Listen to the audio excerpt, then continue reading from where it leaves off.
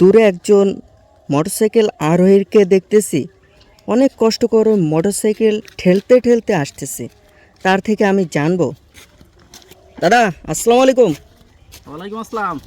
আপনাকে দেখতেছি মোটরসাইকেল ঠেলতে ঠেলতে আসতেছেন, অনেক কষ্ট হচ্ছে মনে হচ্ছে। কি হয়েছে মোটরসাইকেলের? মোটরসাইকেলের কিছু হয় নাই, গাড়িতে তেল নাই। কখন শেষ হলো তেল?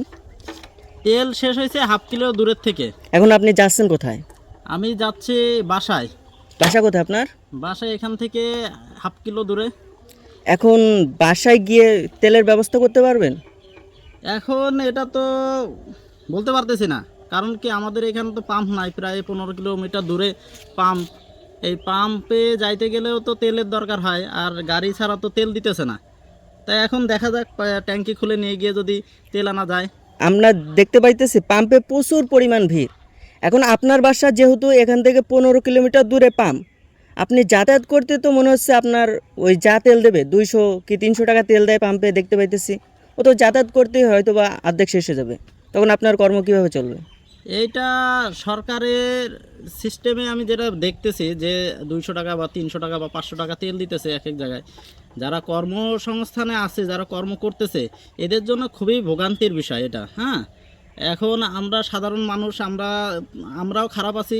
আবার সরকারের নীতিমালাতেও মনে হয় কিছু একটা ঘটতেছে। সেটা হচ্ছে কি, যে সরকার বলতেছে যে পর্যাপ্ত তেল আছে, তা তেল থাকলে সে তেলটা কোথায়? এত পাম্পে ভিড়, সংকট, তেল নাই। অনেক জায়গায় দেখা যাইতেছে যে 3টার সময় লাইন, রাত 3টায় লাইন। সকালে গেলে দেখা যাচ্ছে 5 কিলো লাইন। এখন 5 কিলো লাইনে যখন রোদের মধ্যে দাঁড়ায় থাকতেছি, আমাদের এখানে কর্মেরও সমস্যা। আর একটা ব্যাপার হচ্ছে, এইখান থেকে একটা জিনিস আপনি চিন্তা করেন যে আমি গাড়ি চালায় যাব হচ্ছে 15 কিলো দূরে।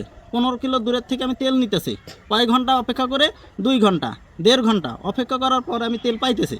তেল পাওয়ার পরে তেলটা নিয়ে আসতে আসতে দেখা যাচ্ছে যে 100 টাকার তেল আমার নাই, দিচ্ছে কত? 200 টাকার তেল। এখন সরকারের কিছু পদক্ষেপ নিলে এইদিকে আমার থেকে মনে হয় যে দ্রুত মানে করা যাবে, এই সমস্যা থেকে উত্তরণ করা যাবে। এইখানে আমি যেটা মনে করি, সরকার যদি একটা পদক্ষেপ নেয়, যেমন হচ্ছে যেই মোটরসাইকেলগুলা 20-22 কিলো যায় কিন্তু 1 লিটার তেল খায়, এদের তেল দেওয়ার দরকার নাই এই সংকটময় অবস্থায়। 2 নম্বর কথা হচ্ছে, তেলের দাম কমায় দিতে হবে। এই যে বলে যে তেলের পর্যাপ্ত মজুত আছে, তাহলে সেই মজুতটা কোথায়? তাহলে অবশ্যই সিন্ডিকেট করতেছে। তাহলে সিন্ডিকেটারে টাইট দিতে গেলে তেলের দাম কমায় দিতে হবে। তেলের দাম কমায় দিলে অবশ্যই তেলের দাম কমে যাবে। আর একটা ব্যাপার হচ্ছে, যেই পাম্প 2 থেকে 3 দিনের মধ্যে তেল বিক্রি করবে না, হ্যাঁ, যদি তেল থাকা সত্ত্বে তার রেজিস্ট্রেশন বাতিল করতে হবে। সরকার চাইলে সব পারে। এইভাবে আপনি কত কিলোমিটার যাবেন? যাবো 1 কিলো যাবো। ও 1 কিলোমিটার গেলে তারপরে তেল কি পাবেন আশা করা যায়? না না না, তাহলে কি হবে? আমি বাসায় যাবো তারপরে। ও তারপরে। তবে হাফ কিলো চলে আসছি, বাসা বেশি দূরে নাই। 1 কিলো হবে না, চলে আসছি, চলে যাচ্ছি বাসায়।